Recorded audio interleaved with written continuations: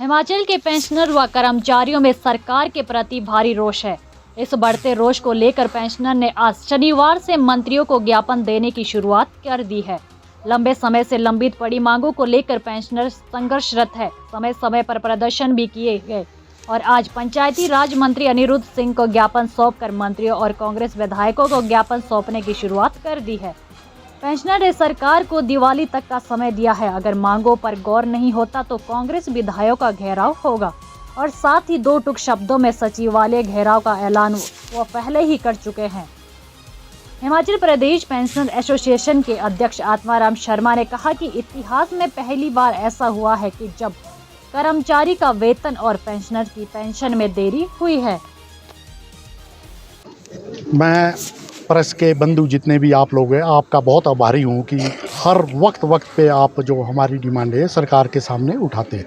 आपके माध्यम से मैं ये कहना चाहता हूँ कि मैं Himachal Pradesh pensioner welfare association का स्टेट प्रेसिडेंट हूँ और हमारे हिमाचल प्रदेश में तकरीबन 2 लाख के करीब पेंशनर है। 1 तारीख को हमारी जो यहाँ एक प्रेस कॉन्फ्रेंस थी, मीटिंग भी हुई थी यहाँ पे, उसमें हमने ये डिसाइड किया था कि हिमाचल प्रदेश के पेंशनरों में बड़ा भारी आक्रोश है, बड़ा भारी रोष है, क्योंकि ये इतिहास में पहली बार हुआ है कि हिमाचल प्रदेश के पेंशनरों को जो पेंशन है कभी 10 तारीख को मिल रही है और अभी आदेश 9 तारीख की है। पिछले महीने की पेंशन हमारे को 10 तारीख को मिली और जो एम्प्लॉयज़ को 5 तारीख को मिली, पर माननीय मुख्यमंत्री जी ने एम्प्लॉयज़ को इस महीने 1 तारीख को सैलरी दे दी, पर पेंशन के लिए आदेश 9 तारीख की है। इसमें हिमाचल प्रदेश के जितने भी पेंशनर हैं उन्होंने डिसाइड किया है कि हम जितने भी कांग्रेस के एमएलए हैं और जितने भी मंत्री हैं इन सबको ज्ञापन देंगे और उनसे आग्रह करें कि जो भी हमारी पेंशनर की जो मेन डिमांड है, सबसे बड़ी डिमांड हमारी ये है कि पेंशनर के लिए जेसीसी का गठन किया जाए। और उसके बाद दूसरी बड़ी डिमांड है कि 2016 के बाद के जितने भी पेंशनर रिटायर हुए हैं उनका बहुत बड़ा अमाउंट जो है ये गवर्नमेंट के पास पेंडिंग पड़ा है। पे कमीशन जो 2016 के बाद लागू हुआ है उसमें जो पेंशनर 1/1/16 के बाद के हैं और फरवरी 22 तक के हैं उनका तकरीबन एवरेज एक पेंशनर का जो है 8-8, 10-10 लाख रुपया पेंडिंग पड़ा है। और उसके अलावा पेंशनर का जो ग्रेजुटी का एरियर है, उसके बाद लीव एनकैशमेंट का एरियर है और जो दूसरा ड्यूज़ है वो पेंडिंग है।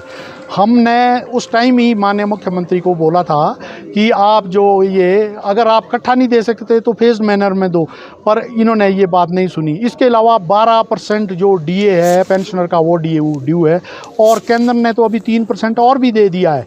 तो उसी कड़ी में हमने ये बोला था। और एक जो और दूसरी बड़ी बात है कि मेडिकल जो बिल है पेंशनर को करोड़ों के हिसाब से पेंडिंग पड़े हुए हैं, वो नहीं मिल रहा।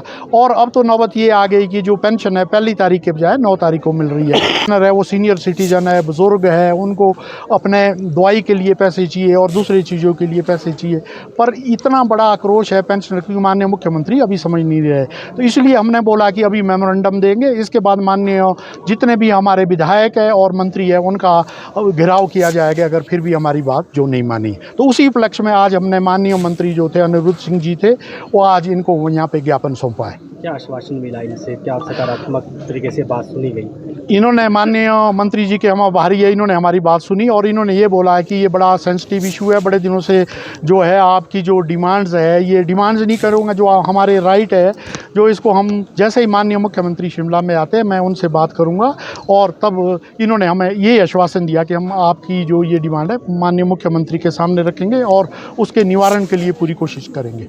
आपने ये भी कहा था कि पार्टी अध्यक्ष रहते उन्होंने पैरवी की थी तब पेंशनरों की, अब क्या स्थिति? सबसे बड़ा मुद्दा तो यही है, माननीय मुख्यमंत्री जो आज 2015 में ये कांग्रेस पार्टी के ये प्रेसिडेंट बने थे और उस टाइम यहाँ जो चीफ मिनिस्टर थे राजा वीरभद्र सिंह जी थे, उस टाइम भी ये बात हो रही थी कि पेंशनर के लिए जो जेसीसी का गठन वो जल्दी नहीं हो रहा था।